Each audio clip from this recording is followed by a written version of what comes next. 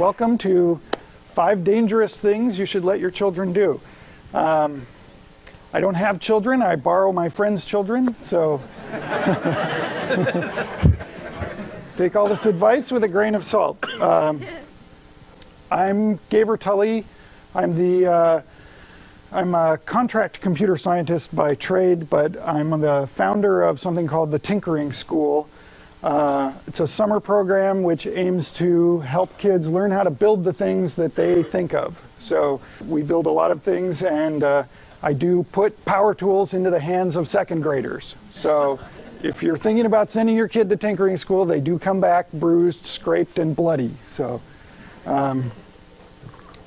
you know, we live in a world that's subjected to ever more stringent child safety regulations. There doesn't seem to be any limit on how crazy child safety regulations can get. We put suffocation warnings on every piece of plastic film manufactured in the United States or for sale with an item in the United States. We put warnings on coffee cups to tell us that the contents may be hot. And we seem to think that any item sharper than a golf ball is too sharp for children under the age of 10. So where does this trend stop? When we round every corner and eliminate every sharp object, every pokey bit in the world, then the first time that kids come in contact with anything sharp or not made out of round plastic, they'll hurt themselves with it. So as the boundaries of what we determine as the safety zone on them, and despite all of our best efforts and intentions, kids are always going to figure out how to do the most dangerous, grow ever smaller. We cut off our children from valuable opportunities to learn how to interact with the world around. The presentation is really about safety and about how some simple things that we can do to thing they can in whatever environment they can. So, despite the provocative title, this raise our kids to be creative, confident, and in control of the environment around them. And what I now present to you is an excerpt from a book in progress. Book is called 50 Dangerous Things. This is 5 dangerous things. Thing number 1, play with fire. Learning to control one of the most elemental forces in nature is a pivotal moment in any child's personal history. Whether we remember it or not, it's the first time we really get control of one of these mysterious things. These mysteries are only revealed to those who get the opportunity to play with it. So playing with fire, this is like one of the great things about combustion, about exhaust. These are the 3 working elements of fire that you have to have a good controlled fire. And we ever discovered fire. From playing with it, they learn some basic principles about fire, about intake. You can think of the open pit fire as a laboratory. You don't know what they're going to learn from playing with it. You know, let them fool around with it on their own terms, and trust me, they're going to learn things that you can't get out of playing with Dora the Explorer toys. Like number 2, own a pocket knife. Pocket knives, your first pocket knife is like the first universal tool that you're given. You know, they're kind of drifting out of our cultural consciousness, which I think is a terrible thing. A spatula, it's a pry bar, it's a screwdriver, and it's a blade, yeah.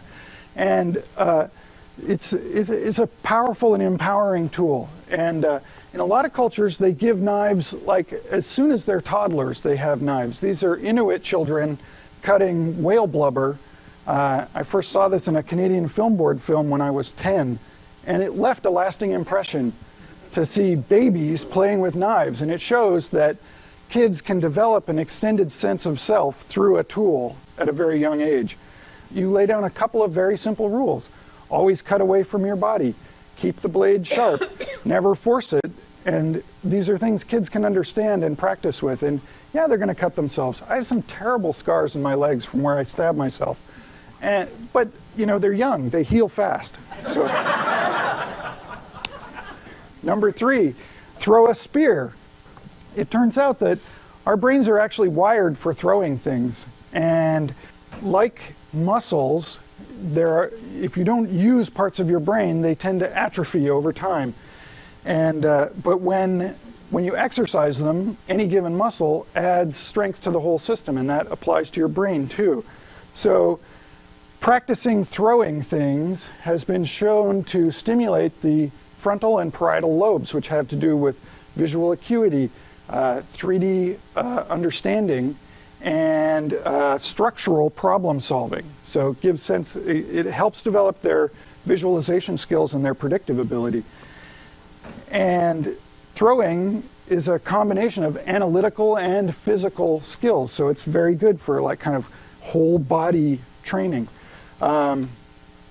These kinds of target-based practice also helps kids develop attention and concentration skills. So those are great.